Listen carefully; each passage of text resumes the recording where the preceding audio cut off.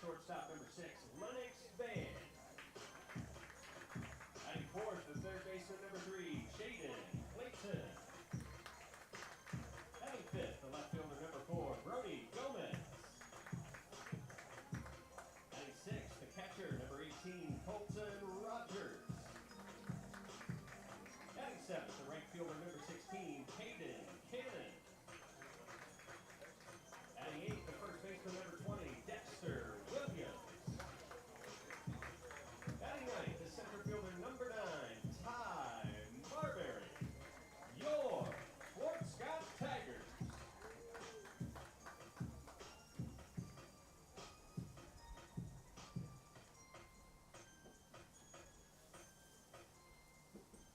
At this time, ladies and gentlemen, we ask that you stand as we honor our country and those who serve it with the playing of our national anthem.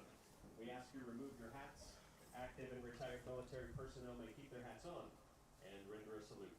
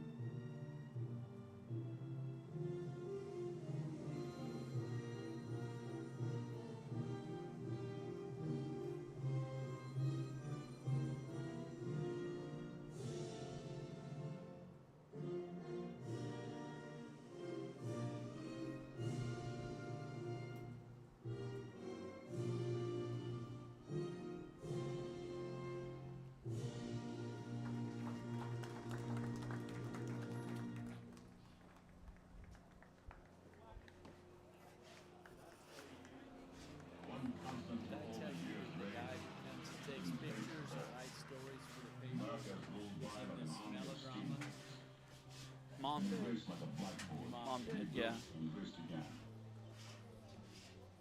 Baseball. This field, this game, is a part of our past, right?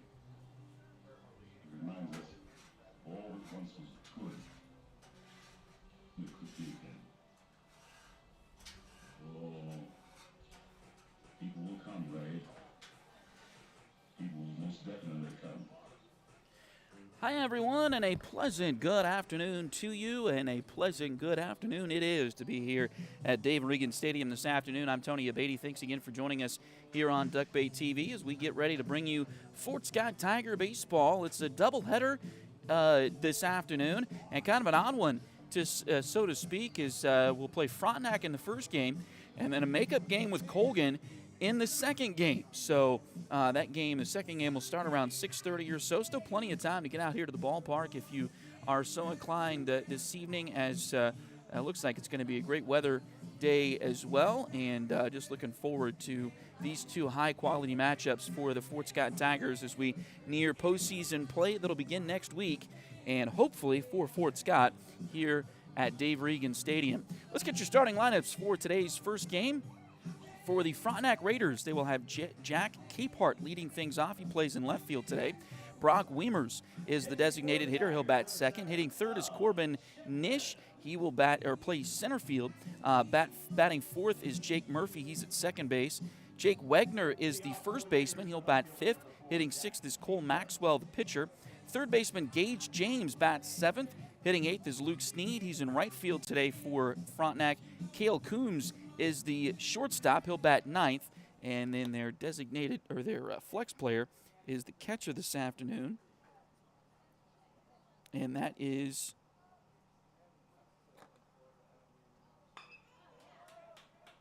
Brian Sloan. And here's the first pitch. It's hit out towards center field. Coming in and making the play is Ty Marbury for the Fort Scott Tigers.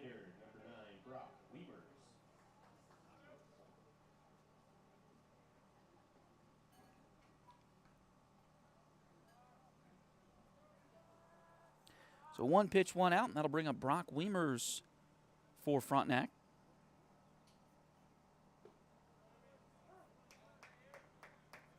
First pitch to him is in there for a strike. Here's the 0-1 pitch. That one's grounded foul. Past third.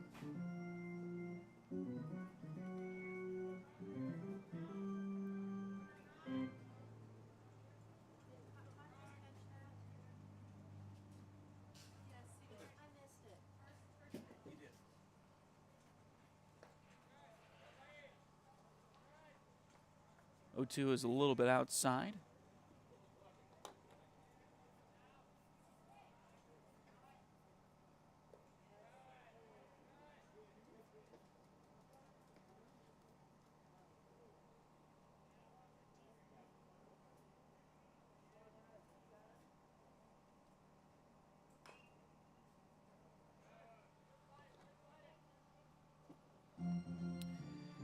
Count is remains 2-2 for the Tigers today. Dub Chipman will lead things off. He's on the mound. Cannon Brown is batting second and playing second. Lennox Van back at shortstop. He is hitting in the 3-hole. Cleaning things up at third base is Chaden Clayton. And there's a ground ball to Chaden and gets through for a base hit.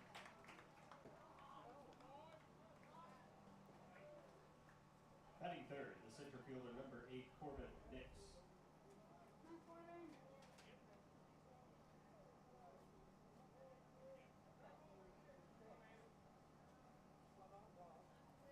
So with 1 out and 1 on, it's Corbin Nitz, center fielder today for the Raiders. First pitch to him is in there for a strike. Nice breaking ball there from Dub Chipman. Brody Gomez is batting fifth for the Tigers today. He's in left field. Batting sixth is Colton Rogers. He's behind the plate. Caden Cannon is in right field.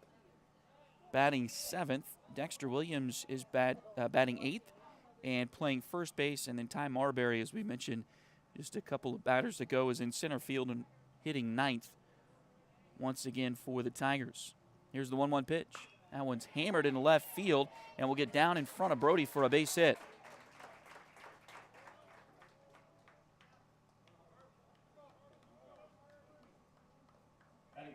Now runners on first and second with only 1 out.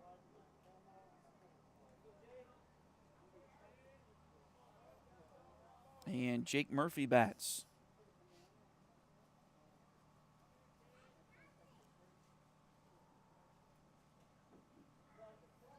Lefty on left matchup here. Here's the pitch from Dub. Just a little bit off the outside corner, 1-0.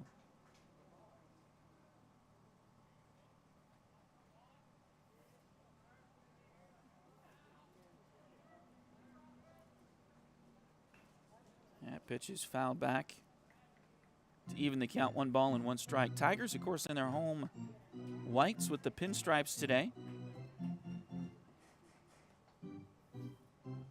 White caps with the red bills. Frontenac in their black tops with white pants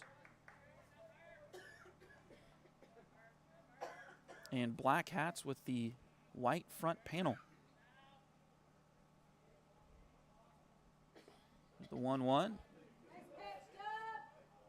Nice breaking ball from Chipman, but didn't break quite enough. 2-1.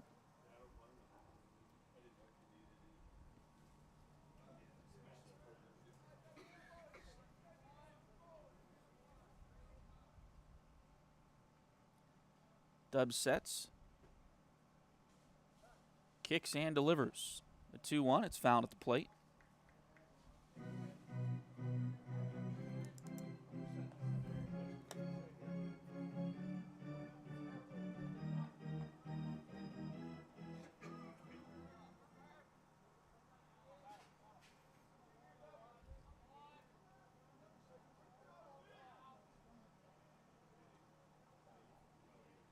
Now time called at the plate.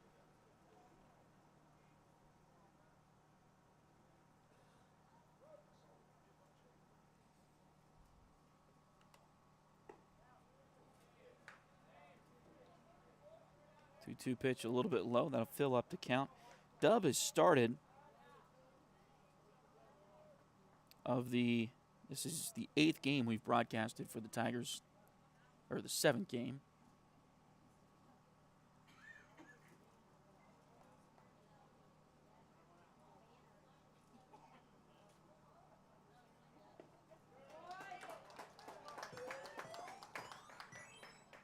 Batting fifth, the first baseman number 7, Jake Wagner. And a strikeout.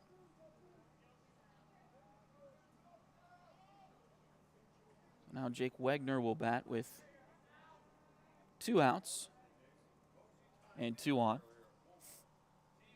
But of the games that we've done here this year on Duckbait TV, as the first pitch is in there for a strike to Wagner, Dub has started 3 of those games.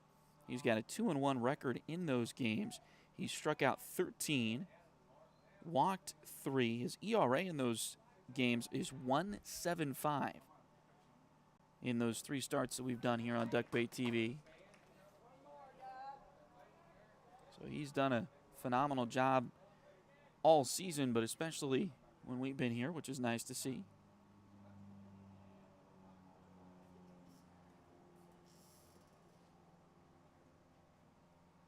Here's the 0-2. That's fouled back to the screen.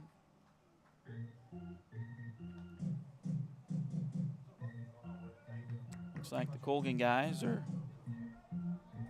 leaving the hitting facility down the left field line as they prepare to play in the second game of this doubleheader. 0-2 pitch. That one is low. The Lady Tigers are playing in Frontenac today with the same setup. They'll play, actually might be getting close to over in the Frontenac game. That game was supposed to start at 3:30. They'll play Colgan later on this evening.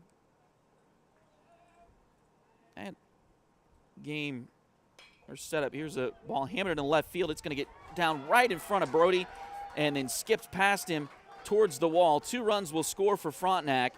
Rounding second, heading for third is Wagner. He'll get there without a throw. And a tough luck 2-run triple for the Frontenac Raiders. Gives them a 2-0 lead here in the top of the first.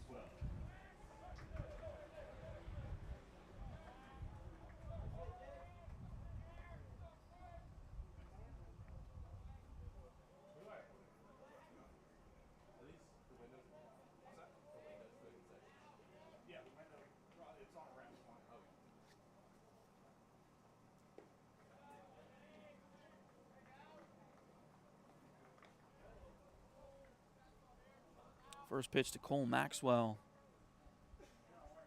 Misses the strike zone, 1-0. Now this one hit off the end of the bat. It sounded like out towards center field. Lennox going out and making the grab, and that'll retire Frontenac here in the first. But they do get 2 runs and lead it 2-0 over Fort Scott. After the end of half an inning, as I just said, Frontenac 2, Fort Scott coming up.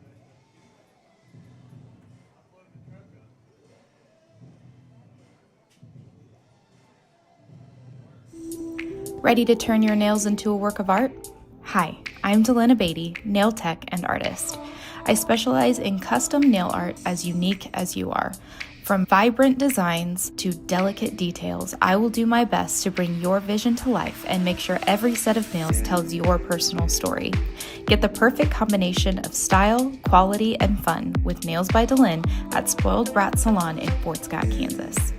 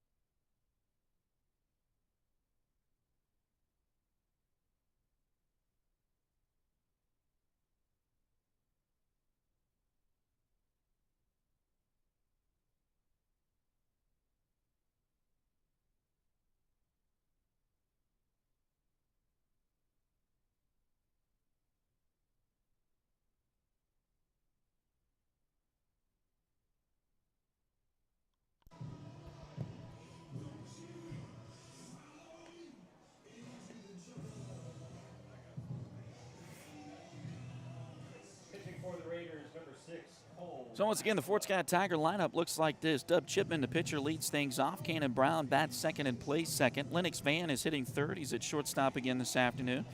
Third baseman Cheaton Clayton cleans things up in the lineup, and then Brody Gomez hits fifth. He's back in left field. Catcher Colton Rogers hits sixth. Hitting seventh is Caden Cannon. He's in right field today. Dexter Williams back at first base. He'll hit eighth. And hitting ninth is Ty Marbury, the center fielder. Fort Scott not using a flex player here in game one. Frontenac is using a flex player, and that is Brady Sloan. He is the catcher this afternoon for Frontenac.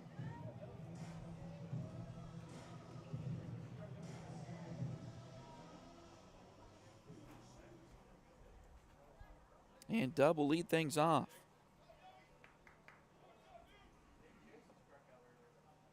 First pitch to Chipman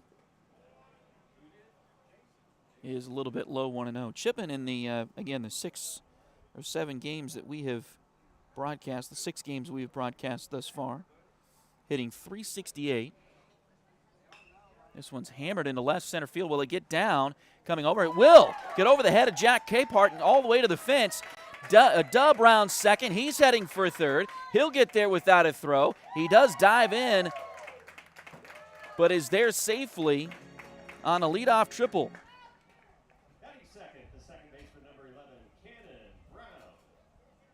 That ball just kept carrying over the head of the left fielder. And now Brown will bat.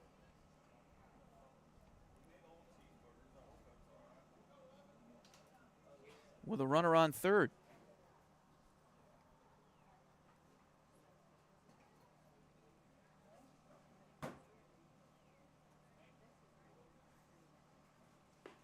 First pitch to him is inside. Cannon has started 5 of the 6 games that we broadcasted here on Duckbait TV, and he's hitting .471 in those games with 3 runs scored, 1 double, 1 triple.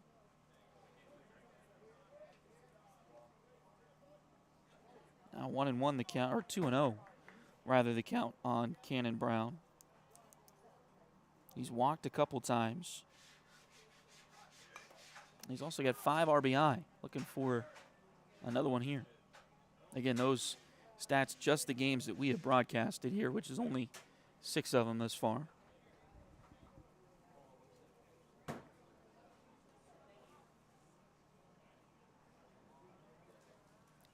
Two-one pitch on the way. That one a little bit low and outside. Cole Maxwell kind of dips his shoulder.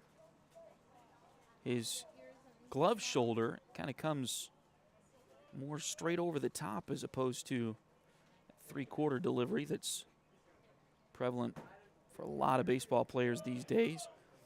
Pitch is low. A walk will put Cannon on first. And now Lennox Van will have a chance to bat. And again, just the 6 games that we've done, he's hit .412 with 2 homers, 5 RBIs. Both of those home runs would have been home runs in a lot of major league parks as well. He cleared the trees in right field on both of those home runs that we've seen. I know he's got more than that total this year, but it's the first pitch to him. That's fouled back to the screen.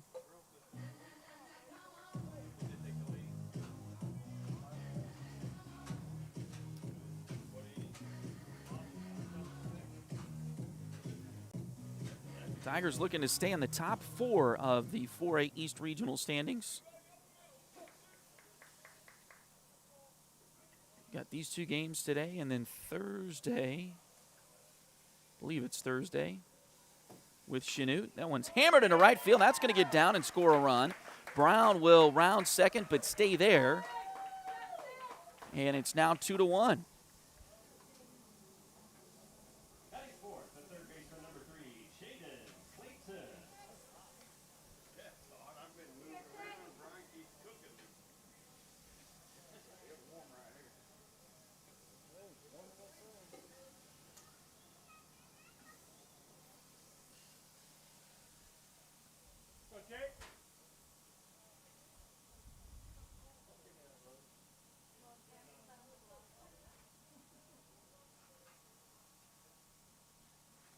Long look at second by the pitcher Maxwell and a breaking ball that stayed a little bit too high, 1-0.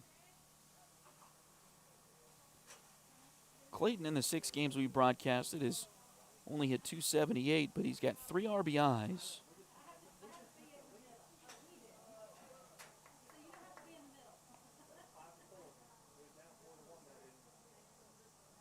Also got a couple of sacrifices. He's been hit by a pitch, so he's been active as well for the Tigers. Here's the pitch. That one's in there for a strike, 2-1. Again, obviously limited stats because we've only broadcasted the 6 games thus far, this being the 7th, but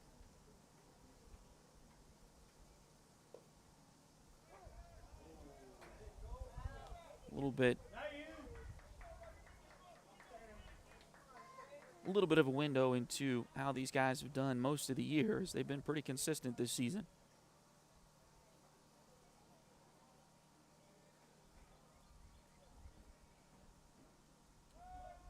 And now a spin and a fake to second.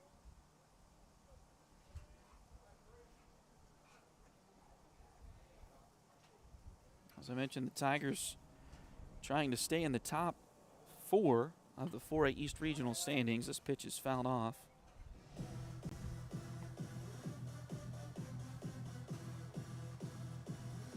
They're 20-3 coming in.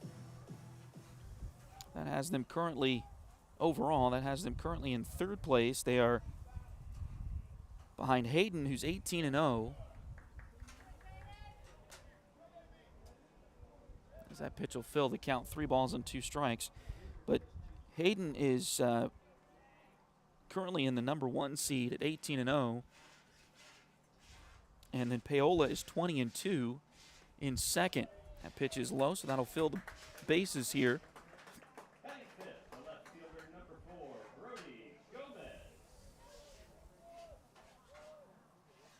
Atchison is 16-3 in 4th spot. And then Independence on percentages is 10-3 in 5th. Now we'll see if they can finish out some of their schedule this week. I know they, or at least it appears Independence has some makeups that they've got hanging out there. Here's the pitch to Brody Gomez. That's off the inside corner. 1-0.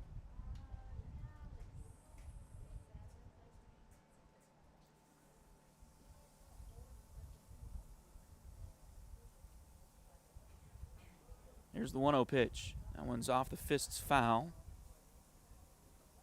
1 ball and 1 strike. It's kind of hard to tell, especially during baseball and softball, how many teams still have some makeups that they need to do, or if they just haven't filled out their KSHA website as thoroughly as others. We've got Indy at 10-3, and then Rock Creek in 6th at 16-5. That pitch looked like it was behind Brody a little bit, 2-1. Lewisburg is in 7th at 15-5. Again, they've increased the number of games baseball and softball teams can play per year in the state of Kansas to 25. This one's popped up on the infield, and they're going to call infield fly here. It's going to drift into foul territory. The pitcher will make the catch, Cole Maxwell, so that'll be out number 1. Batting 6, the catcher, number 18, Colton Rogers.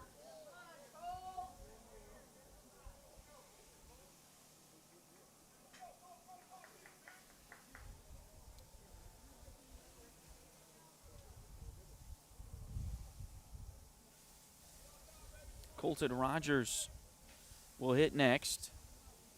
Base is still loaded. 1 run already in for the Tigers here in the bottom of the 1st. First pitch to him. Off the outside corner, ball 1.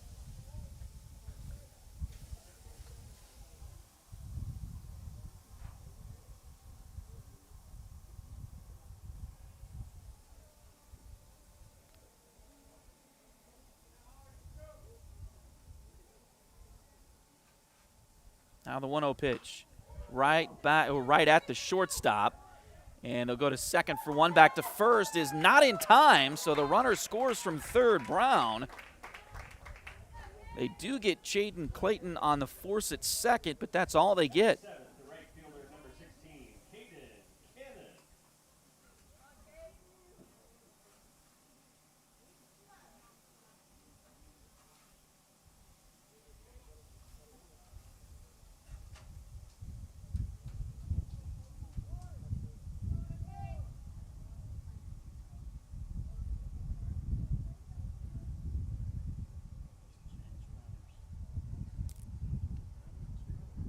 And we do have a courtesy runner.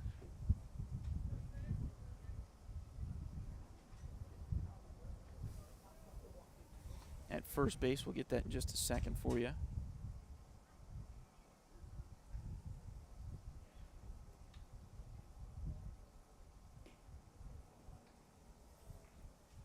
Two outs now, but it's 2-0. Or excuse me, 2-2.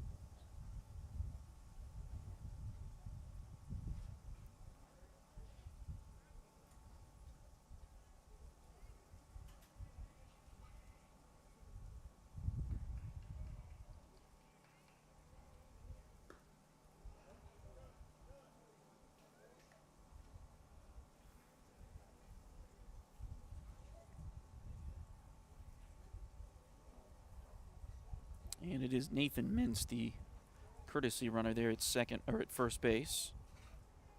Count is 2-0 on Caden Cannon.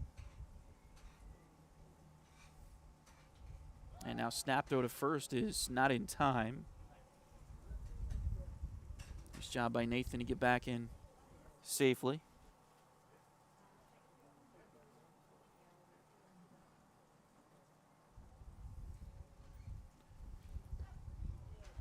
Pitch is in there for a strike. 2 balls and 1 strike.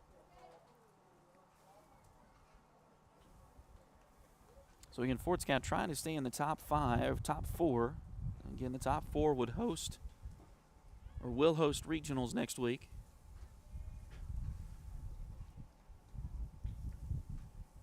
Be just like volleyball, if you remember back from the fall. Oh, snap throw to first, and that is going to be in time to get Nathan. He was leaning towards second and leaning just a little bit too far, so that will retire Fort Scott here in the first inning. But they get 2 to match Frontenac.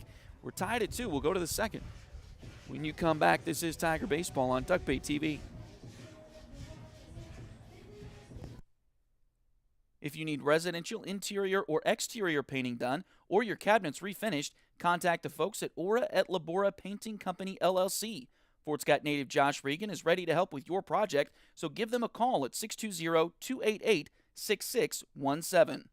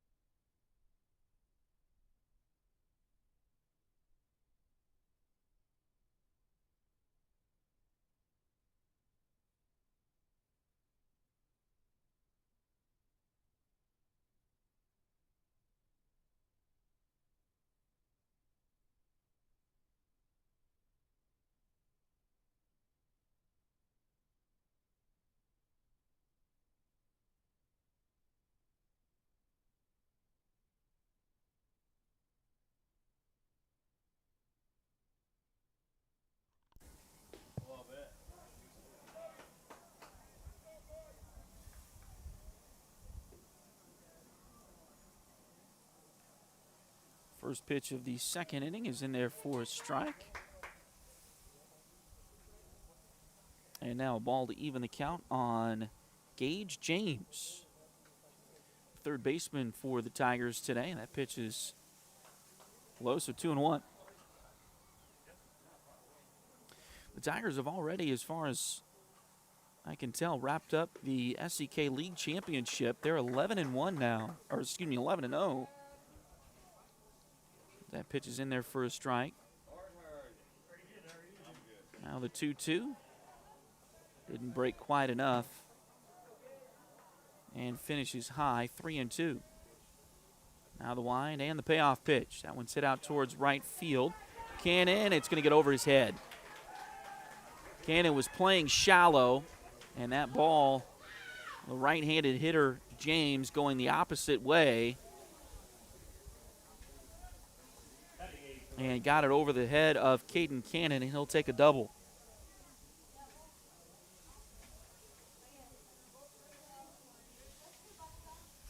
So runner on second to lead off the Frontenac second.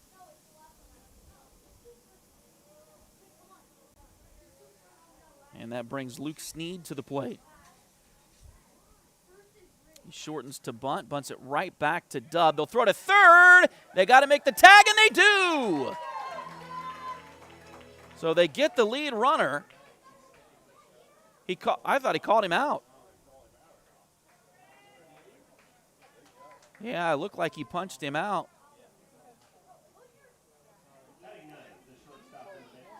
It was a close play at third, but the base umpire, who was in the middle of the field because the runner on second, called it in favor of the Tigers there.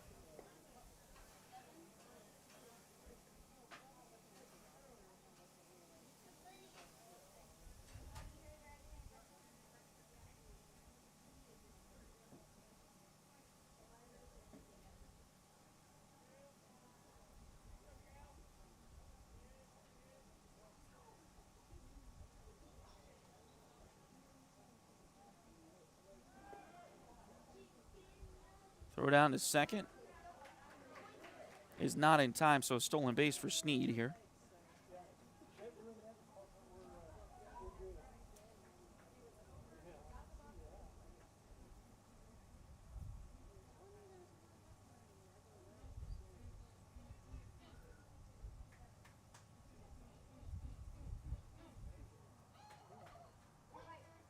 And now Coach Regan came out to ask about that previous play there.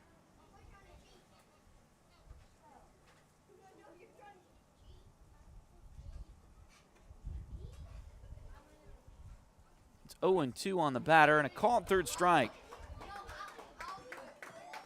So Cale Coombs strikes out on 3 pitches.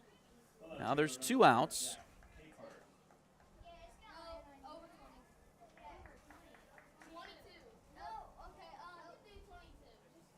And Jack Capehart, the left fielder, will bat again. He flew out to Ty Marbury on the very first pitch of this game. Here's the first pitch in this at-bat. Down and in, ball 1. But as I was mentioning, Fort Scott, they defeated Parsons back on Friday over at Lions Field at the junior college here in Fort Scott. 16-1 the final score there. That wrapped up their SEK League Championship. They're 11-0 in the league with 1 game left, of course, on Thursday against Chanute. And the only one close to him is Pittsburgh at 7-2. And, of course, no matter how well Pittsburgh does this week, won't be able to catch Fort Scott in the standings. 2-0 now the count. Excuse me, 3-0 on Capehart. Now the 3-0 pitch. And ball 4.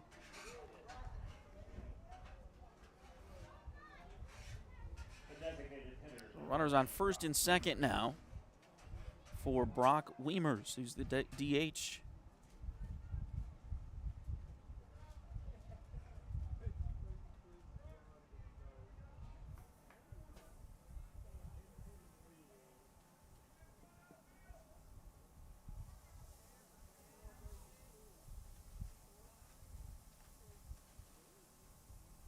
First pitch to Weimers, lined right at Lennox.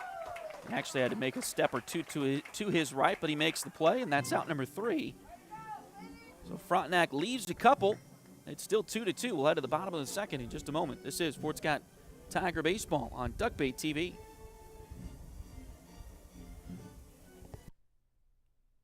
Edward Jones has been advising customers in the world of finance for over 100 years. Financial advisor Jamie Armstrong continues that tradition in Fort Scott. Contact her by phone at 620-223-1866 or email Jamie at jamie.armstrong@edwardjones.com.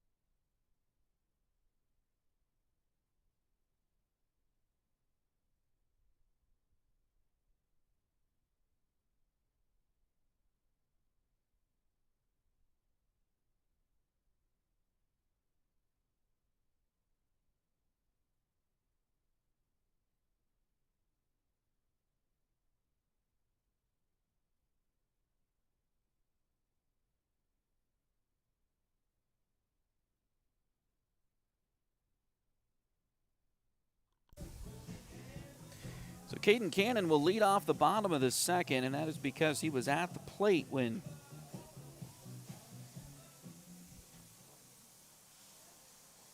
Nathan Mintz was picked off first in the bottom half of the first inning.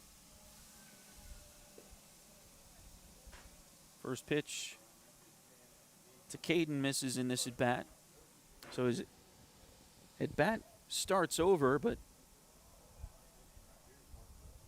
Edward Jones.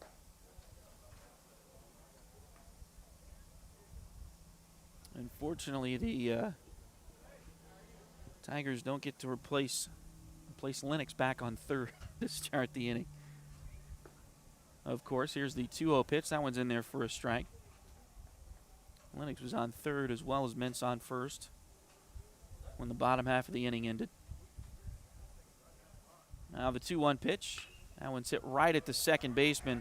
Jake Murphy didn't even have to move. Maybe had to crouch just a hair, but makes the play, and that's out number one.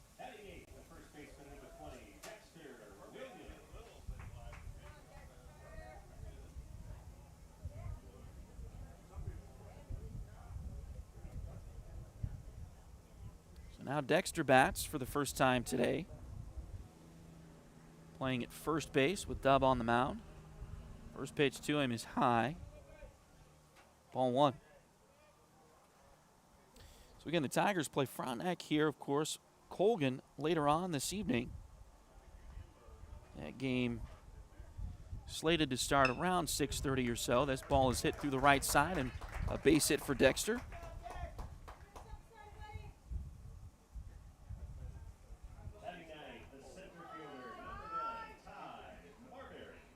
And now Ty Marbury bats with one out and one on. And then Fort Scott finishes their regular season with Chanute on Thursday here at Dave Regan Stadium. We are planning, at least at the moment, to bring you the Lady Tigers softball game on Thursday. Hopefully we'll be able to make that happen. That pitch is outside. 1-0. They also play Chanute on Thursday to wrap up the season.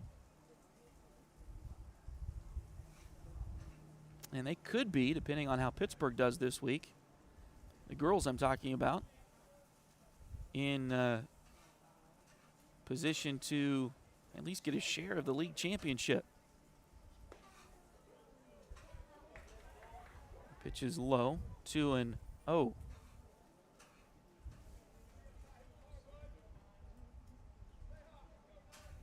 Lady Tigers are 9-2 in the league and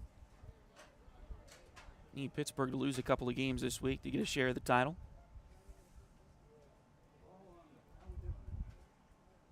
Here's the 2-0. That's low. Snap throw to first is not in time.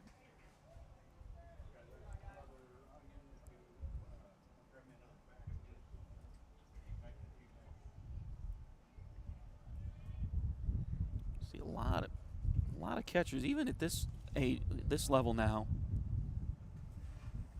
As we've got, looks like maybe a shoelace that's come undone for Dexter down there at first, so he's getting some help with that. One thing you don't think about when you're wearing the oven mitt, you can't retie your shoe when it comes untied there. So getting some help from, I believe that's Jamar, the first base coach today for the Tigers. Here's the pitch. That one's high, and a walk on 4 pitches to Ty Marbury. Now batting the pitcher, number 7, Dub Shipman.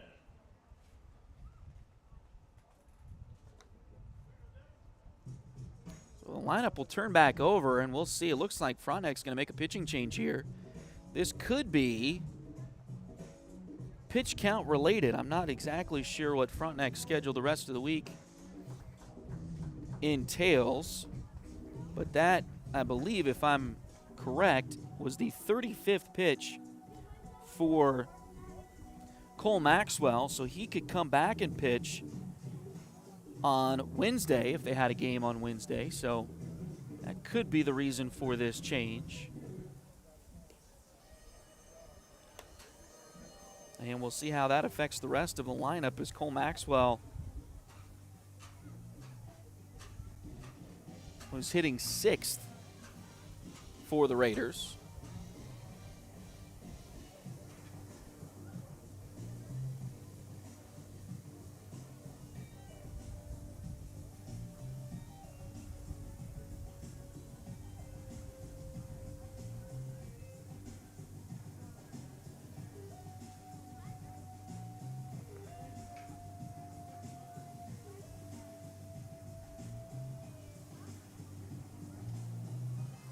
Looks like Grant Nickel, a left-hander, is going to be the one to come in to pitch for Frontenac. And he has not been in the field yet, so again, we'll see how everything else kind of shakes out as far as switching the flex player today. So the guy not in the batting order but on the field defensively is Brady Sloan, the catcher. So a lot of times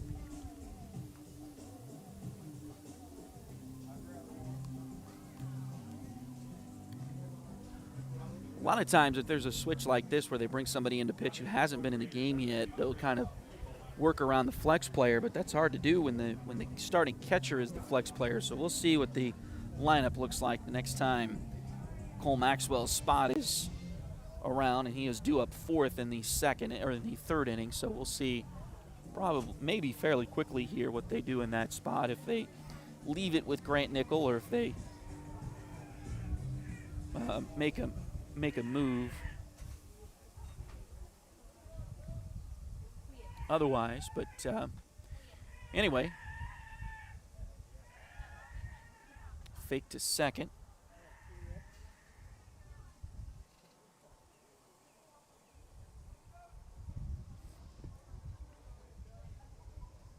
And the runner is back safely. Here's the pitch. That one's off the outside corner, ball 1. Dub tripled his first time. Got it over the head of Jake Capehart in left field. It was towards the gap, and Capehart didn't have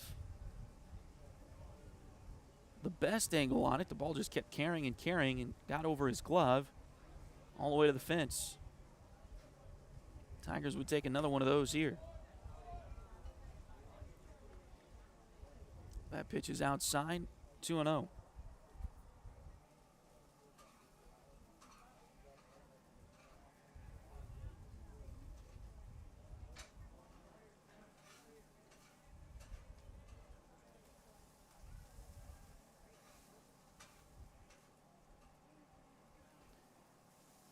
Pitch on the way. This one's popped up. Right side. Will it stay in play? It will, and it's caught by the first baseman, Jake Wegner. And that'll be out number 2.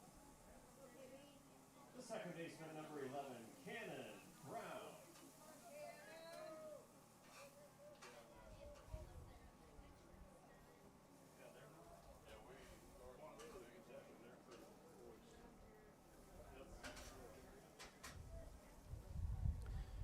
Now Cannon Brown bats, lefty on lefty matchup here. I'll have another one next with Lennox Van.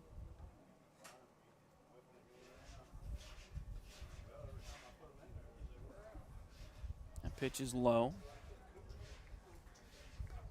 Ball one.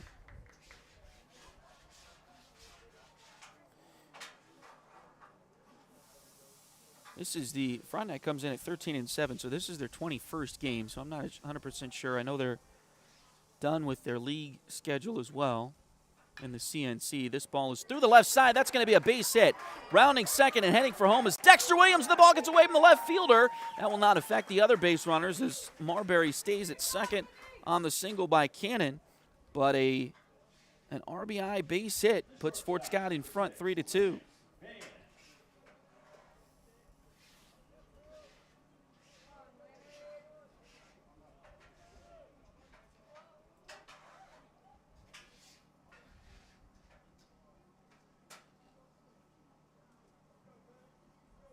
Still 2 outs. Now Lennox Van coming up. Lennox singled through the right side his first time.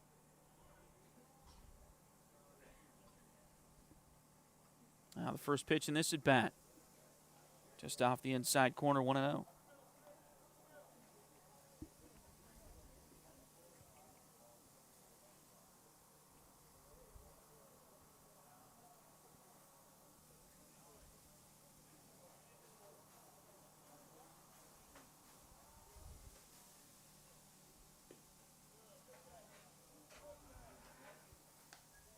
And pitch is low, 2-0.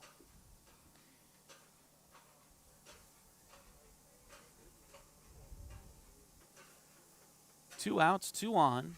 Bottom of the second.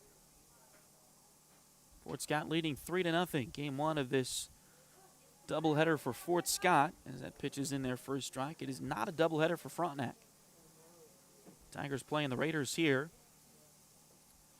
Second game is a makeup game from earlier in the season with the Colgan Panthers. So a doubleheader for Fort Scott, but not for Frontenac or for Colgan today. Now 3-1, the count on the batter, Van.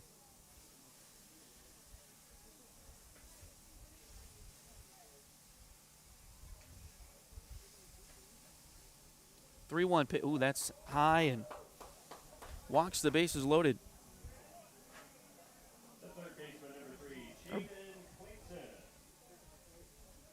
Loads the bases with the walk. That might be the better way of saying it, and walk everybody out there. Now Chaden Clayton comes up. Chaden walked his first time. So maybe looking for a knock here in this at bat. Trying to increase that lead for the Tigers. Here's the first pitch. Fastball high, 1-0. As I mentioned earlier, the Tigers in third place right now in the 4A East Regional standings. If the regional began today, they would host Rock Creek, who's in 6th, Baldwin, who's in 11th, and Chanute, who's in 14th. Pitch is low, 2-0. Still a few games left to go for most of those teams through this week. Here's the 2-0 pitch. This one's hammered into left field. That's going to get down for a base hit. Could score 2. Here comes the first run, Marbury. Now the throw in, and they didn't make a tag on Cannon Brown. That play looked to be a lot closer than it turned out to be. The throw from left field was on target, but Sloan didn't make a sweep tag, and Brown is safe on the 2 RBI double by Clayton. It's now 5-2.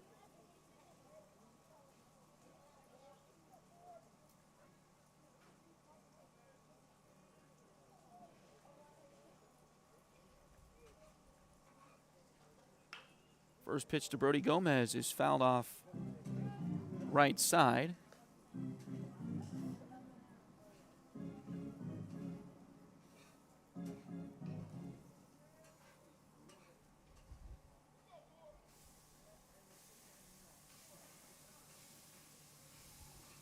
Now the 0-1 pitch. Ooh, nice breaking ball. Goodness, the bottom fell out of that one. Brody thought it looked pretty good out of the hand, and it did look pretty good out of the hand, but couldn't hold up once the bottom fell out of it. 0-2. Here's the pitch. A little high. Good eye there from Gomez. This could have been part of the strategy from the Frontenac coaching staff as well, as Brown, Van, and Gomez, 3 out of 4 batters in the lineup here for the Tigers. As left-handed hitters, and that'll be a strikeout. It got away from the catcher, but they do tag it up there at first, and that'll retire Fort Scott here in the second inning. But they plate 3. They lead it 5-2. We'll head to the third when you come back. This is Tiger Baseball on Duckbait TV.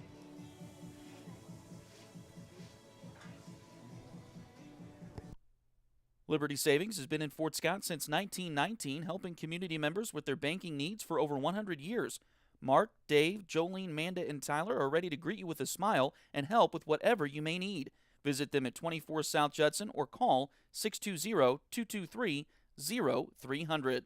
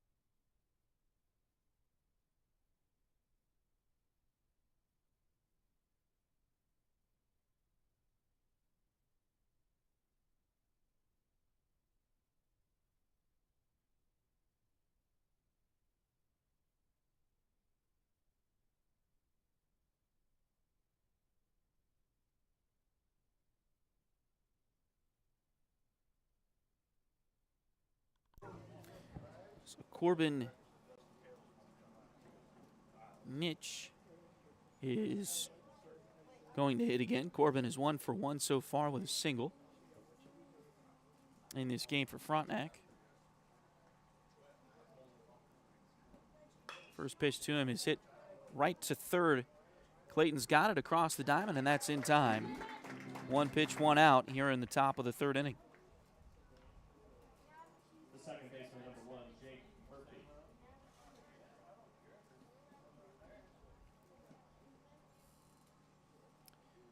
Now Jake Murphy will bat. Murphy struck out his first time. First pitch here is a little low.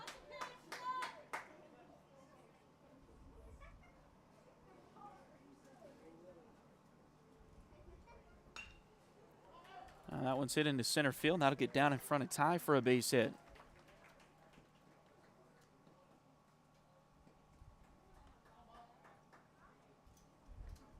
The first baseman, number 7, Jake Wagner. Now Jake Wagner bats, and he had a triple. It got past Brody in left field his first time up. That pitch is swung on and missed. A nasty pitch from Tubb.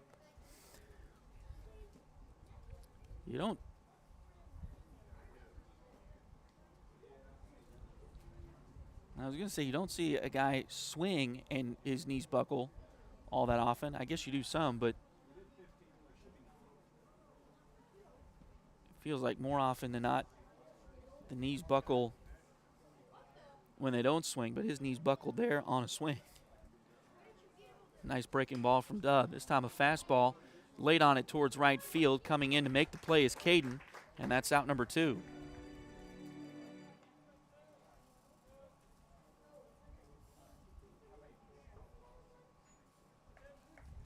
The pitcher, number 2, Grant Nickel. And so Grant Nickel is batting here.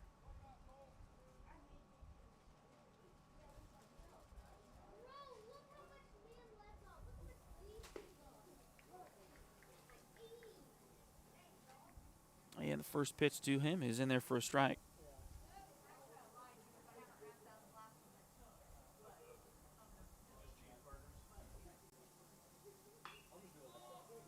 Now ball hit out towards center field. Ty's got a beat on it, looking straight up into that very high sky in Fort Scott today, but he makes the play, and that's out number 3 to retire Frontenac here in the third.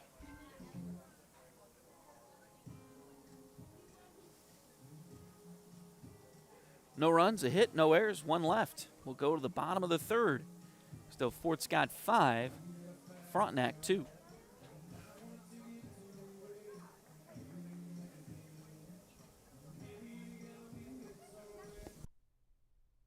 Patty West and Crystal Cowan are a mother-daughter duo selling personal and commercial insurance. If you need auto, home, boat, motorcycle, ATV, business, or commercial insurance, they've got you covered. Visit them at 3 East Wall Street in downtown Fort Scott or call 620-223-0700.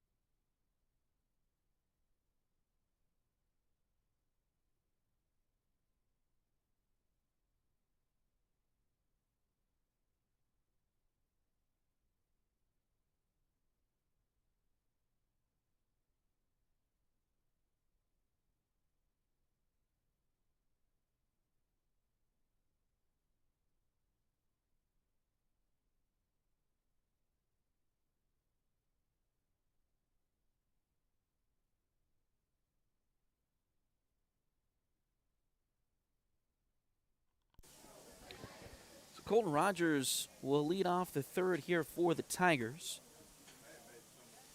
Line of the first pitch to him is hit towards the left side. Nice pick there by Coombs at short throw across the diamond is just in time to get Rogers. Nice play defensively by Cale Coombs at short for the Raiders.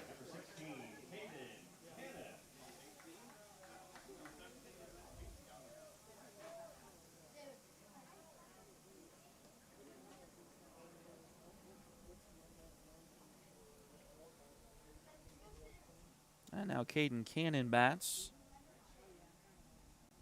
He lined out to second base his first time. First pitch is in there for a strike.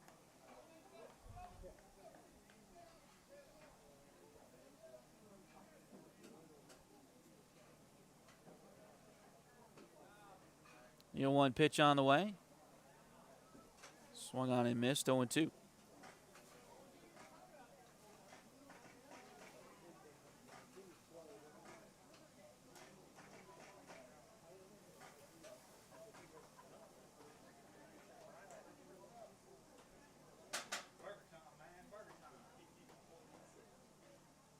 Now the 0-2 pitch, just off the outside corner. 1 ball and 2 strikes.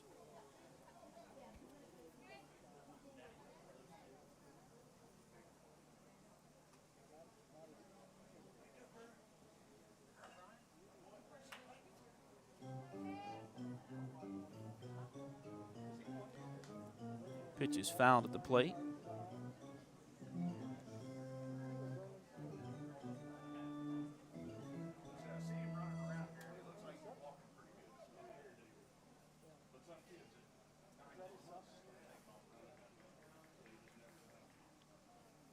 One-two pitch on the way. That one's golfed towards first and taken there by Wegner for out number 2.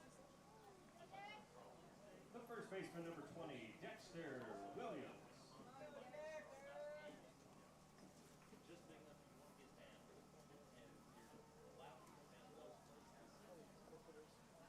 So now Dexter Williams bats with 2 outs here in the third inning. First pitch to him. Nice breaking ball in there for a strike, 0-1. Williams singled to right field his first time. Here's the 0-1. That one's hit to left field. That's going to get through for a base hit.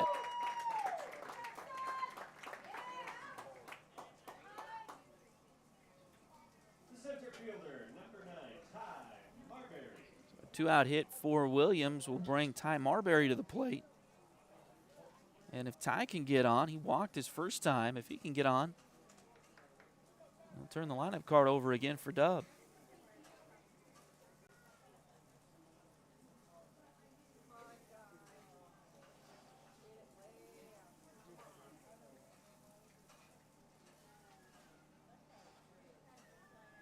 Here's the pitch.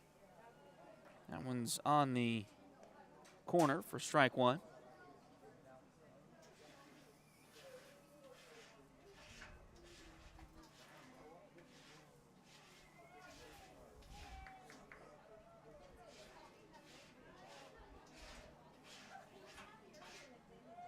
Now a check on the runner at first. Dexter is back safely.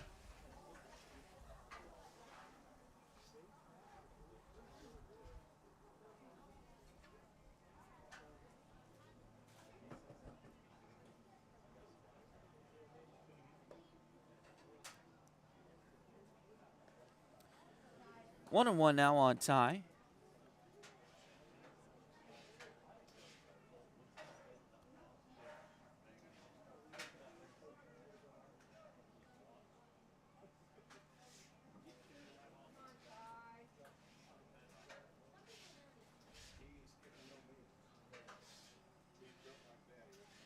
The lefty checks the runner a couple of times, now delivers, and that one's foul towards the Tiger dugout.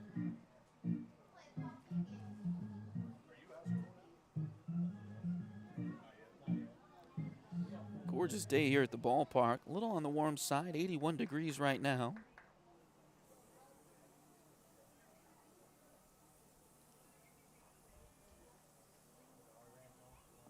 Just a handful of clouds in the sky, and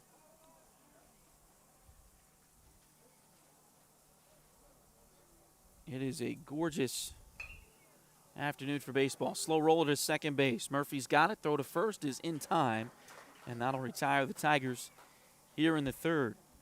No runs, a hit, no errors, one left at the end of three. Still 5-2 Tigers on Duckbait TV. If you're interested in helping us out at Duckbait Media, bring you more Tiger and Greyhound athletic events, become a sponsor today. Contact us at tonyabeatty@gmail.com, duckbaitmedia@gmail.com, or find us on Facebook at facebook.com/duckbaitmedia. We're here to bring you the best of the Tigers and Hounds on youtube.com/duckbaittv.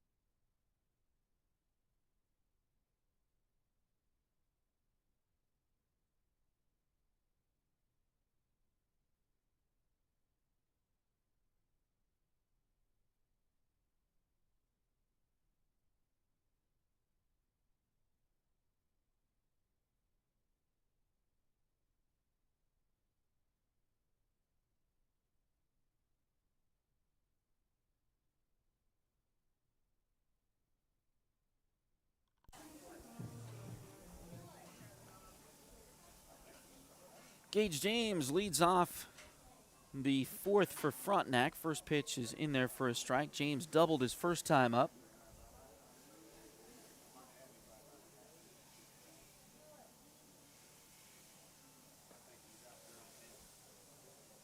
The 0-1 misses.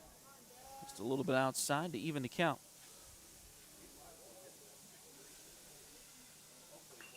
And now ground ball left side, and that'll get through for a hit.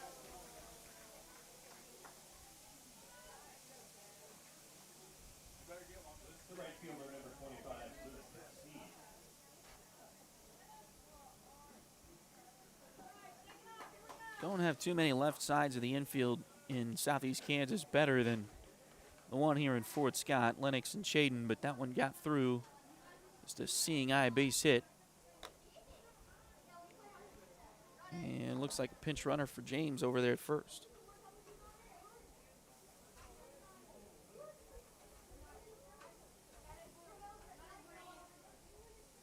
If we can get him to turn around here in a second, get his number.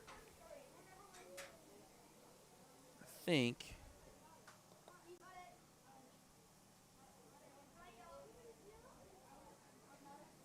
that's number 11, Crew Lemmert.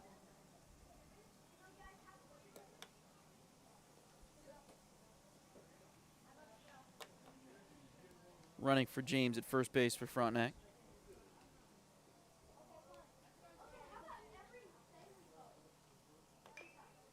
Ground ball.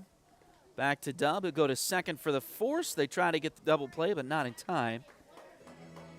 So they get the fielder's choice and one out here in the inning. Shortstop, number 17, Caleb Hughes.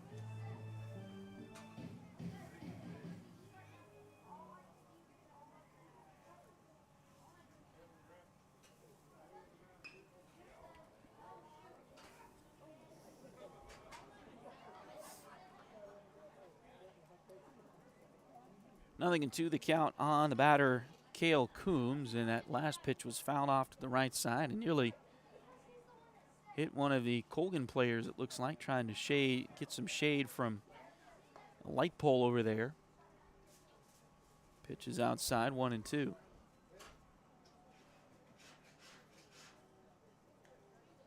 Some ooze from the crowd. I don't know that it hit the player over there, but it's close. Does look like Frontenac's got another pitcher warming up in the bullpen past first base dugout. We'll see if they bring him in. Could be more of a bullpen type day for the Raiders here today. Again, I'm not 100% sure how many games. Ooh, throw down to first or to second, and they will be out there. Swing and a miss at the plate, and they'll get interference, which will cause Luke Sneed to be out as well. We'll explain that when we come back, as that ends the top half of the inning. We'll head to the bottom of the fourth in just a moment. This is Tiger Baseball on Duckbait TV. Ready to turn your nails into a work of art? Hi, I'm Delana Beatty, nail tech and artist. I specialize in custom nail art as unique as you are. From vibrant designs to delicate details, I will do my best to bring your vision to life and make sure every set of nails tells your personal story. Get the perfect combination of style, quality, and fun with Nails by Delin at Spoiled Brat Salon in Fort Scott, Kansas.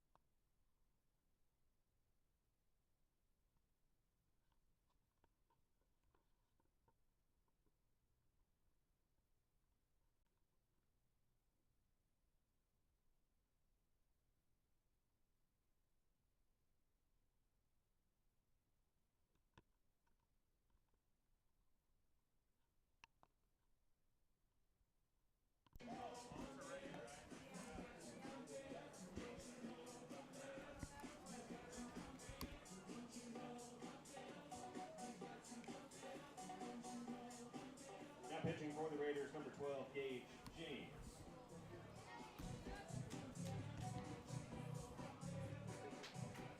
Hitting off for the Tigers, the pitcher number 7, Dub Chipman.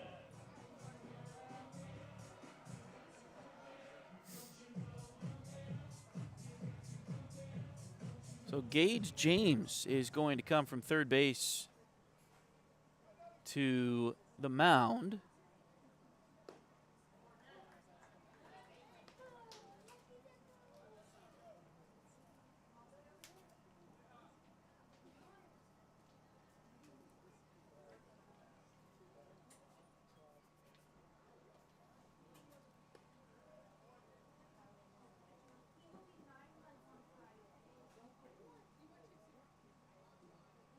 So that causes some other defensive changes here.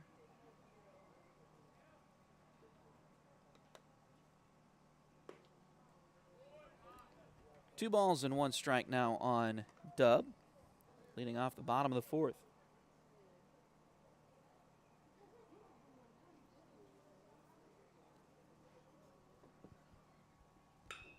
That one's hit into center field, and that's going to get down for a base hit. Dub heading for second. He's going to get in there without a throw. The second baseman, number 11, Cannon Brown.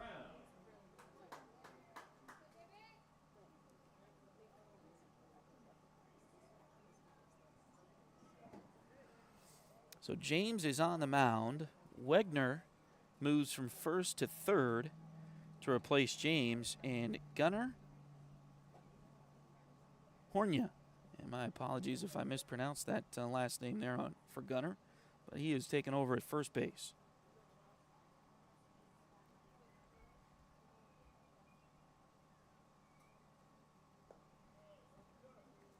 Dub is at second after the double. And the first pitch to Cannon Brown is low.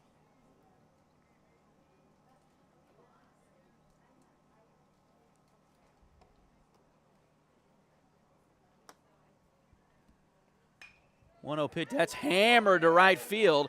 Going back on it and making the play near the track is Luke Sneed. So that's out number one. Moving to third is going to be Dub Chipman.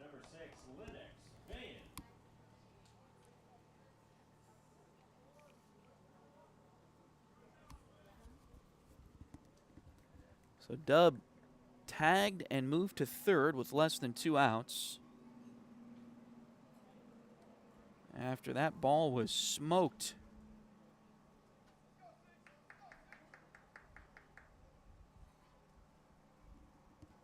by Cannon. And this big yard here at Dave Regan Stadium, one of the bigger ones in southeast Kansas, just did hold that one in right field. 1-0 pitch to Lennox. This one's popped up right side.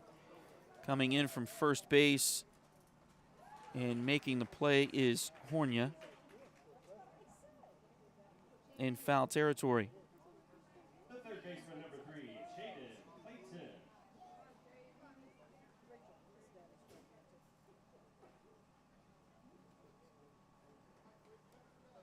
And now Clayton bats with 2 outs.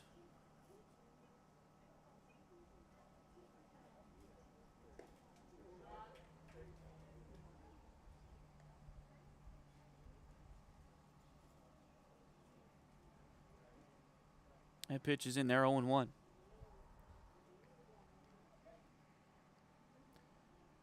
Now the 0-1 pitch. That one's a little bit low. Jaden, nice job to hold up on the swing. That evens the count, 1 ball and 1 strike.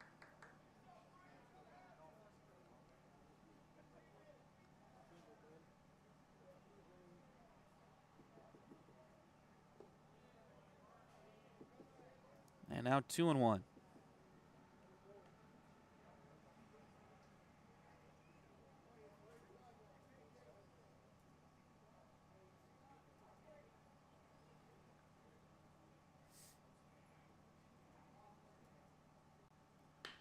That one right up the middle, and that'll be an RBI base hit for Clayton. Dub scores. That'll make it 6-2. The left fielder, number 4, Brody Gomez. Sounded like it was off the end of the bat, but Chaden made some nice contact. Got enough of it.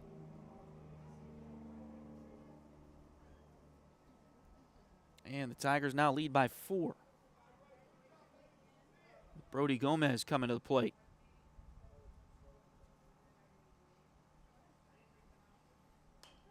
First pitch is hit down the left field line, but foul. 0-1.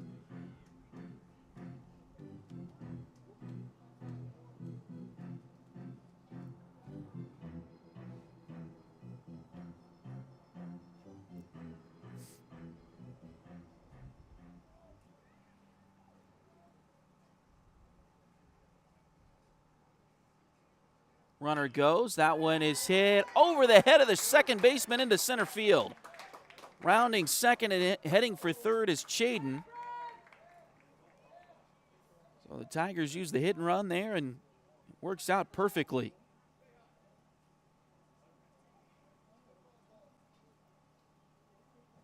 Catcher, number 18, Colton Rogers. Now runners on the corners for Colton Rogers, who's officially 0 for 2. He did reach on a fielder's choice his first time. That was back in the first inning.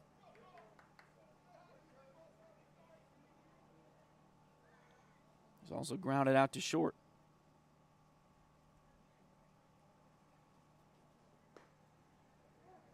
First pitch is in there for a strike from James, 0-1.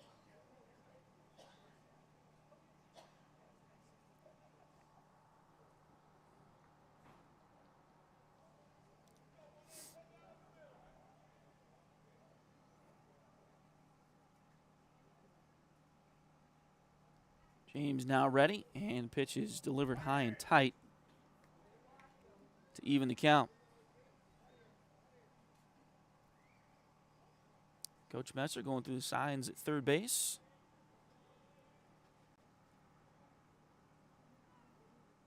With runners on the corners and 2 outs here in the bottom of the 4th inning for the Tigers, who lead this one by 4. Swing and a miss. Nice fastball from James.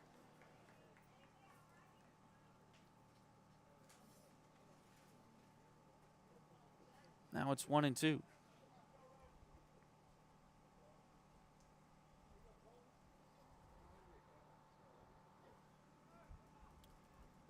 Runner goes from second. Brody. And now they'll chase him back to first. They do tag him out, but I believe Chaden scored, and they will count the run. So Clayton scores, and that is exactly what the Tigers wanted, was to get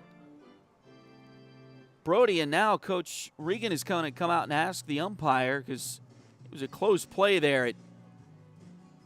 Actually, what he's asking is whether or not it was a balk on James, and that's an awkward play. We'll try to touch on that when we come back here, as that inning is over. So we'll take a break and come back. This is Tiger Baseball on Duckbait TV.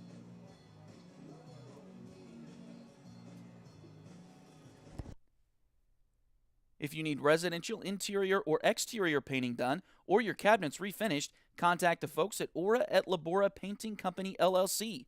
Fort Scott native Josh Regan is ready to help with your project, so give them a call at 620-288-6617.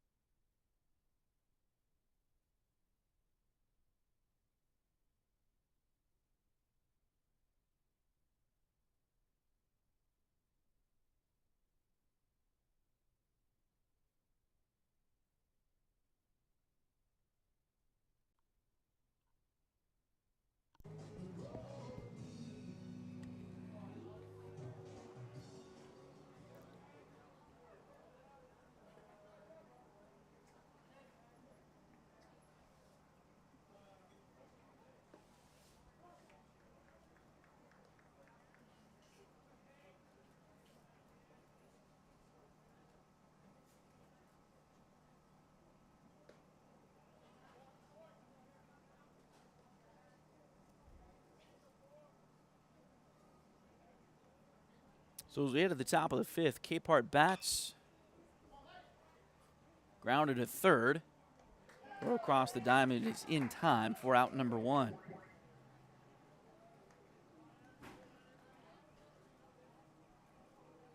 The designated hitter, number 9, Brock Weavers.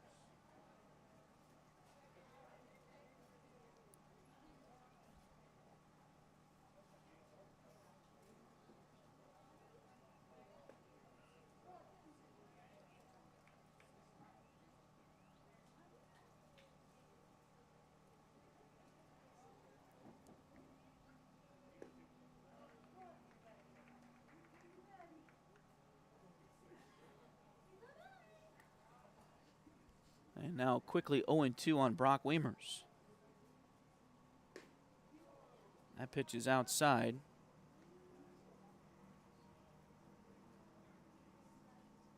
So it made that play, at least to me anyway, look awkward. It ended the inning.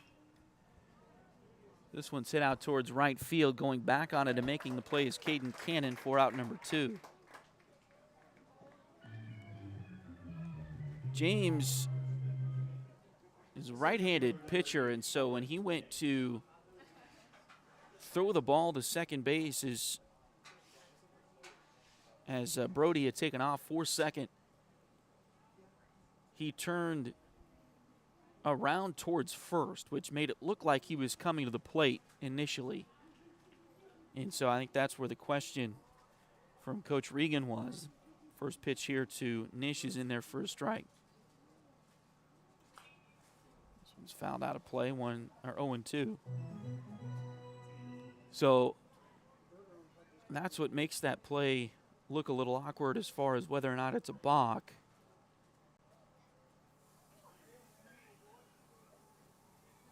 The 0-2 pitch.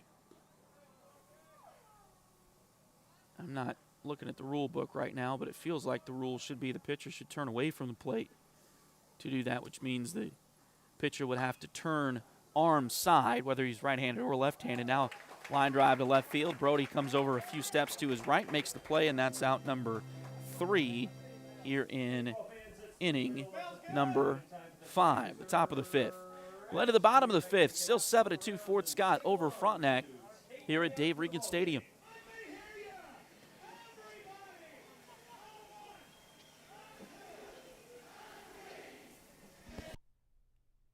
Edward Jones has been advising customers in the world of finance for over 100 years. Financial advisor Jamie Armstrong continues that tradition in Fort Scott.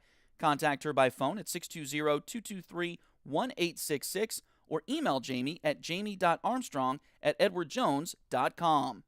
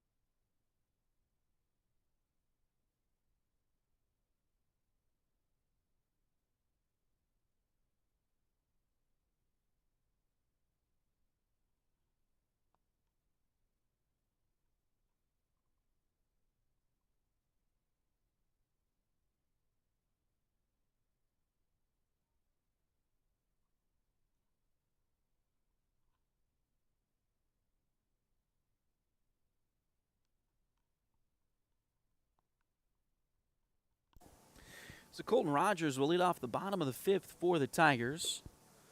First pitch to him is low for ball 1. He is 0 for 2 officially. Did reach on a fielder's choice. Also has a ground out in this game. And I believe this is the second time. Oh, maybe Caden was the first one. The Tigers have been retired on the base paths twice now in this game, so he was at the plate when Brody was tagged out to end the bottom of the fourth, so he gets to lead off the bottom of the fifth with a brand new count. He's up in this count, 2-1. James ready, spins and fires, and that one's in there for strike 2.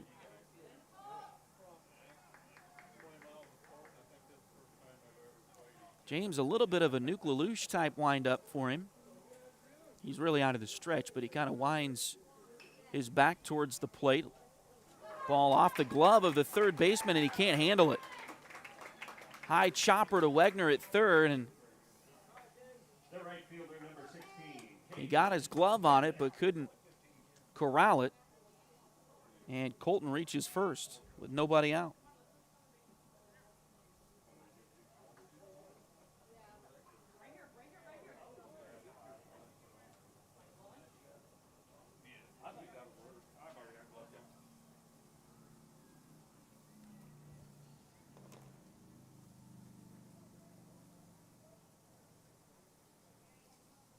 And courtesy runner once again at first for Rogers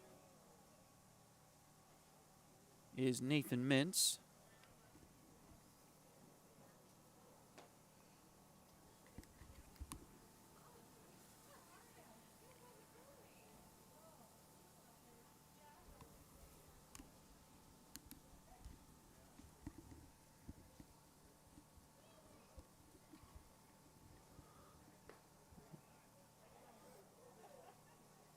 Now 2-0 the count on Caden, who's lined out and flown out in this game.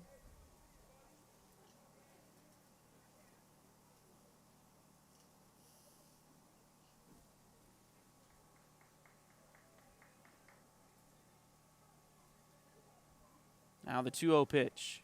That one's low and away. So 3 balls and no strikes.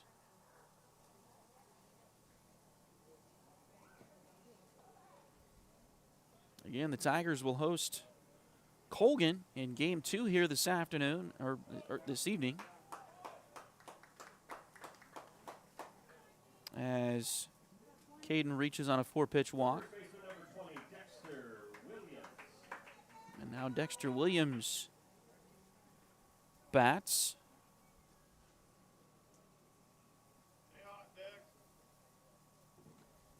Be interesting here. I don't see anybody warming up in the Raider bullpen right now. Cole Maxwell faced the order through the first 9 batters. Then he was replaced by Grant Nickel, who faced all 9 batters once. And now James is facing his 8th batter and delivers one inside.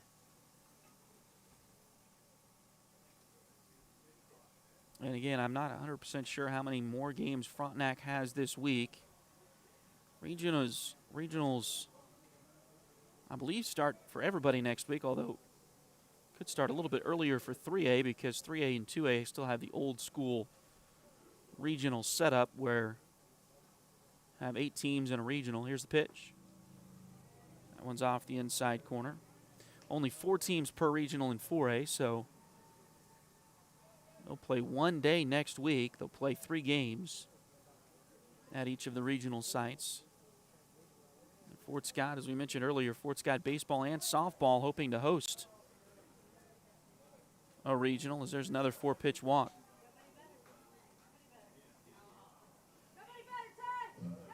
I'll load the bases, and this may be it for James. We'll see what they do here.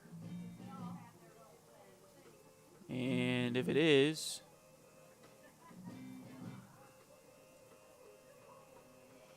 who they bring in. Again, pitch counts are a factor as well, and that's why I bring up the schedule for the rest of the week. They're done with their CNC League schedule, but they may have another game or 2 this week to get prepared for. If you're unfamiliar with the pitch counts, and again, these are only for baseball. They don't have these for softball. As it looks like Cale Coombs will be the new pitcher for Frontenac. He's the shortstop, so we'll see how the defense adjusts. I would imagine that means Gage James will go back to third and maybe Wegner moves over to short. We'll see how they sort out here in a moment. But pitch counts, if you only throw 30 pitches or less, you can come back and pitch the next day. So if they were to have a game tomorrow, now their first pitcher today only threw 35. Cole Maxwell. So the next break for 1 day of rest is between 31 and 45 pitches. If you throw between 46 and 60 pitches, you're required to have 2 days rest. Between 61 and 75 pitches, you're required 3 days rest. And then if you throw 76 to 105, you're required to have 4 days rest. Now, if you've got a pretty good pitching staff like the Tigers do,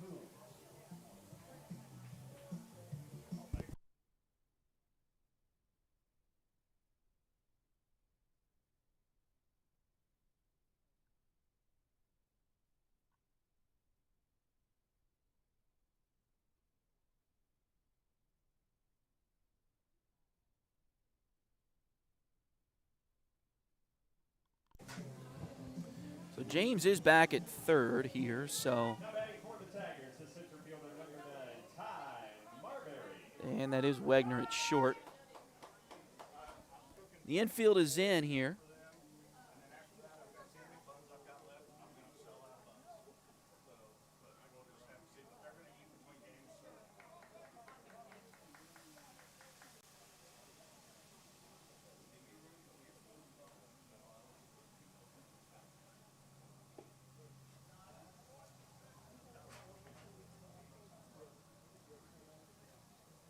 First pitch is low to Ty. He's 0 for 1 with a walk.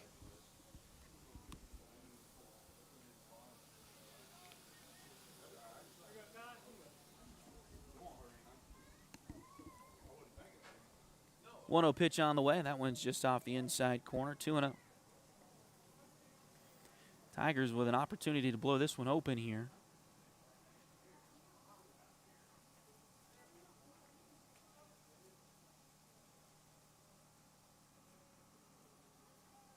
And if you're keeping up with the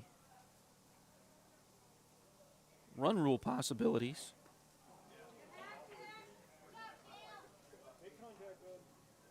Tigers score 5 in this inning as they lead by 5. They should be able to finish this one off a little bit early. 2-1 now the count.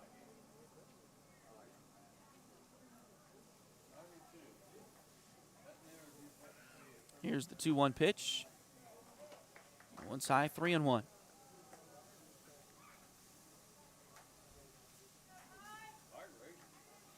Nobody out, bases loaded. 3-1 the count on Ty Marbury.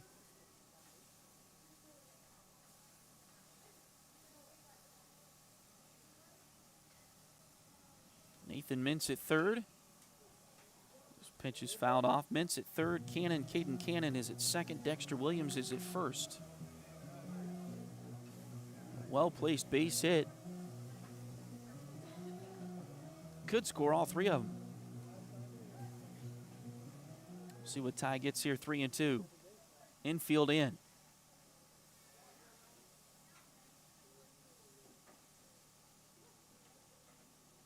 Here's the payoff pitch. Fought off foul. Left side.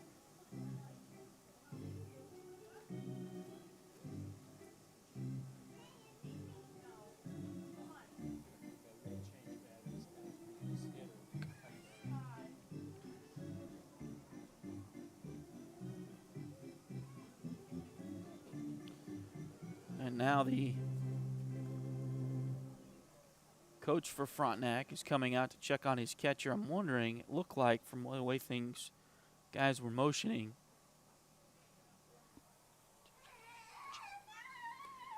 that Ty maybe caught Brady Sloan, the catcher for Frontenac, on the backswing.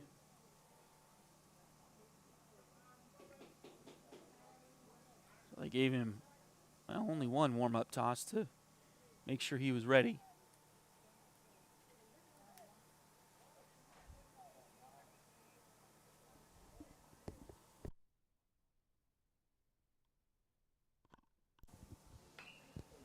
Now this one's popped up on the infield, and that's the second time today we're going to see an infield fly rule called here. Coombs will make the catch, and that's out number 1. Now batting the pitcher, number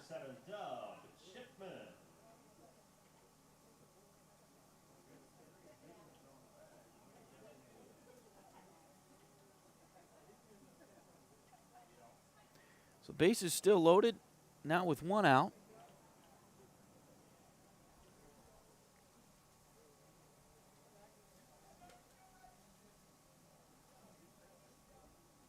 As Dub is back up there, he's 2 for 3 with a triple and a double. First pitch in this at bat misses.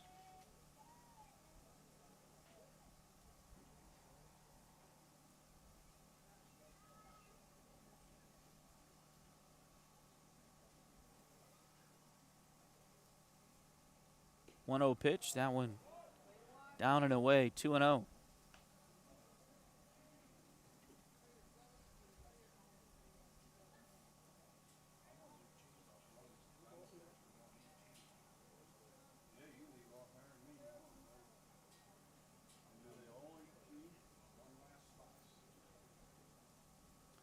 Two-0 pitch, that one's down and away. I can tell you what, if you don't have dinner plans tonight, come out to Dave Regan Stadium. Catch game number 2 and check out these smash burgers that have been smelling amazing again right behind us all afternoon. Here's the 3-0. That one's low and away. Ball 4 and scores another Tiger run. The second baseman, number 11, Cannon Brown. So now Cannon will get a chance.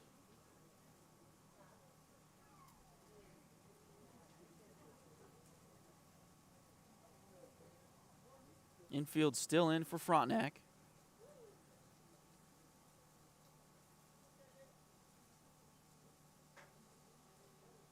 That one's hit into left center field. That could score 2. Cannon scores from third. Rounding third, heading home is Williams. And Chipman goes to third, and Brown will take second and 2.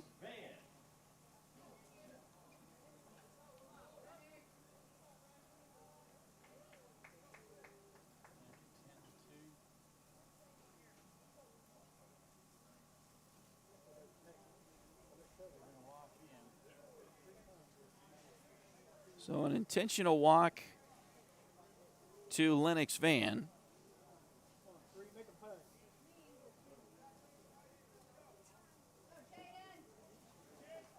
Will reload the bases for Jaden Clayton.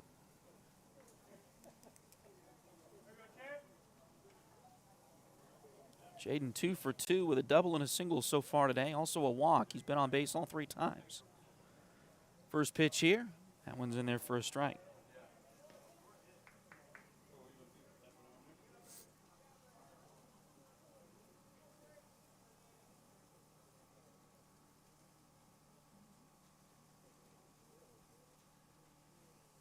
Now the 0-1. That one's low. Frontenac got the scoring going with 2 in the top of the first, but then Fort Scott, it's really been all Tigers since then. 2 in the bottom of the first to tie it, 3 in the second to take a 5-2 lead. That pitch to Clayton is a little low. Then 2 more insurance runs in the fourth, now 3 so far here in the fifth, and the base is still full with only 1 out.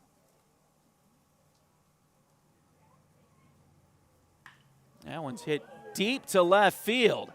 Back, back, back, and up against the wall.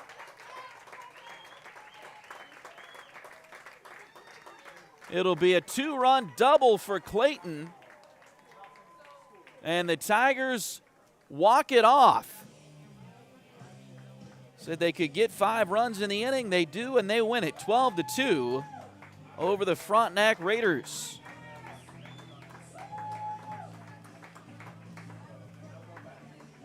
We'll take a break, come back, and wrap things up. Get you ready for game number 2 in just a few moments. This is Tiger Baseball on DuckBait TV.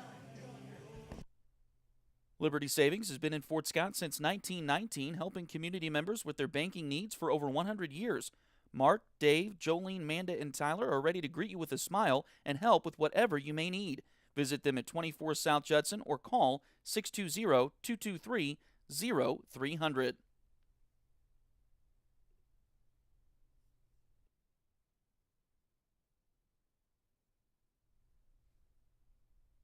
Patty West and Crystal Cowan are a mother-daughter duo selling personal and commercial insurance.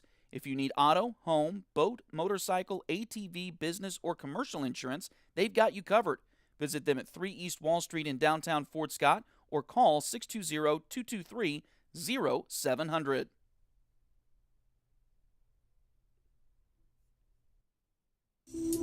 Ready to turn your nails into a work of art? Hi, I'm Delana Beatty, nail tech and artist. I specialize in custom nail art as unique as you are. From vibrant designs to delicate details, I will do my best to bring your vision to life and make sure every set of nails tells your personal story. Get the perfect combination of style, quality, and fun with Nails by Delin at Spoiled Brat Salon in Fort Scott, Kansas.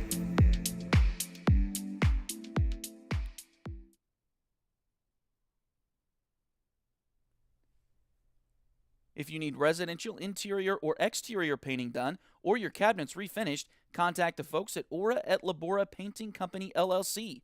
Fort Scott native Josh Regan is ready to help with your project, so give them a call at 620-288-6617.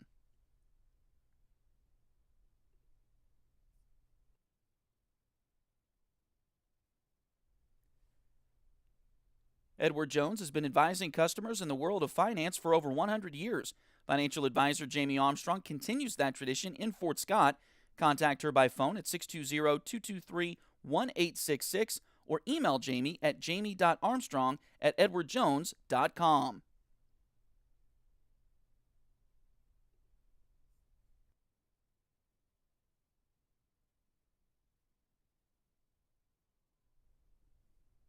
If you're interested in helping us out at Duckbait Media, bringing more Tiger and Greyhound athletic events, become a sponsor today.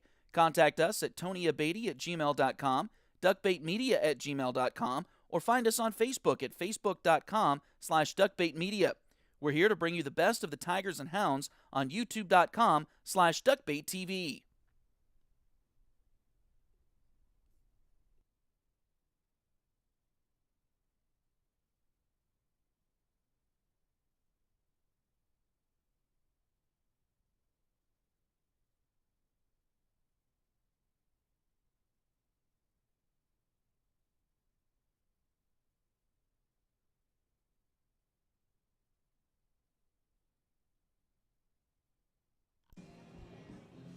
Well, welcome you back here as, again, we finish off the first game of this doubleheader. The Fort Scott Tigers with the win 12-2 in 5 innings.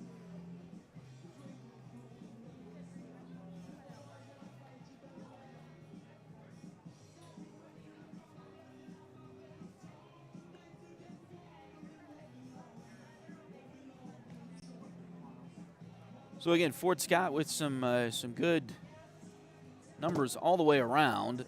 Again, they scored 5 there in the 5th to end up with the 10-run rule walk-off over Frontenac. Their leader at the plate was the guy that got the game-winning hit, Jaden Clayton, with a 3-for-3 day, a single, 2 doubles, 5 RBI. So we mentioned earlier, coming into the game, Chaden had 5 RBIs in the 6 games that we had done previous. He matches that total with 5 RBI in this game alone. So a great game for Chaden today as, again, he gets 5 of the Tigers' RBIs and helps lead them to victory. Also, Cannon with a 2-for-3 day. Dub had a 2-for-3 day. Dexter Williams was 2-for-2 with a couple of runs scored. So good hitting all throughout the lineup once again for the Tigers. Dub did a nice job on the mound. The complete game, 5-inning victory. He allowed just those 2 first-inning runs. That was it. Struck out 3. That number a little bit low. Gave up 6 hits. Did walk 1. But again, he did a great job on the mound again for the Tigers in the first game as Fort Scott gets the victory 12-2. You see your totals there on your screen. Fort Scott 12 runs on 11 hits, no errors, 6 runners left on base. Frontenac 2 runs on 6 hits, 1 error, 4 runners left on base. Dub Chipman gets the win on the mound for Fort Scott. Cole Maxwell takes the loss on the hill for the Raiders. Game took an hour and 37 minutes. And the Tigers get the win.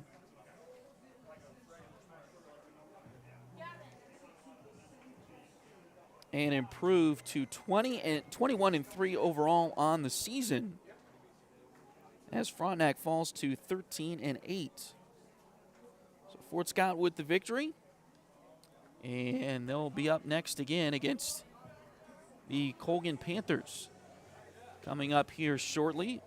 I did want to pass along, as we did catch on Twitter, that the Fort Scott Lady Tigers lost to Frontenac in a walk-off in the bottom of the 7th inning. Frontenac won the softball matchup between these two 6-5 today. That game in Frontenac, and they're doing the same thing. Kind of interesting how things worked out. It was not scheduled this way originally, at least on the baseball side, but Fort Scott playing Frontenac and Colgan in Frontenac today on the softball side of things, and just like the baseball team playing Frontenac and Colgan here in Fort Scott. On the baseball diamond. But again, a tough one for the Tiger softball team as they lose the first game there in Frontenac. They lose to the Frontenac Lady Raiders 6-5 with a 2-run walk-off. Fort Scott was leading at 5-4, and Frontenac got a 2-run walk-off in the bottom of the 7th to win that game. Just the 5th loss for the Lady Tigers this season, all of those losses by 1 run. So they have had a great season despite the heartbreaking loss there. 2-1 defeat earlier this year here at home to Frontenac. Then they lost 10-9 to Pittsburgh, and a couple of 3-2 losses, one to Columbus, one to Pittsburgh already on the season. But again, the Fort Scott Lady Tigers, despite the close loss at Frontenac earlier, still a really good season for them, and they get to play another one against Colgan coming up later this evening. We'll see if they update that. I'm sure they will on Twitter once that game goes final. We'll pass that along once we see that for you. But anyway, here at the baseball field, Fort Scott again with a 12-2 victory over Frontenac. And we'll have the game against Colgan coming up here in just a little bit. We're going to stop the broadcast here and then restart it with the Colgan game in just a little bit. So give us, 10 minutes or so, and then refresh your device. And we'll be up and running, should be up and running in just a little bit with the Colgan game. So thanks again for watching here on Duckbait TV. Back in a little bit with the second game of this doubleheader against Colgan.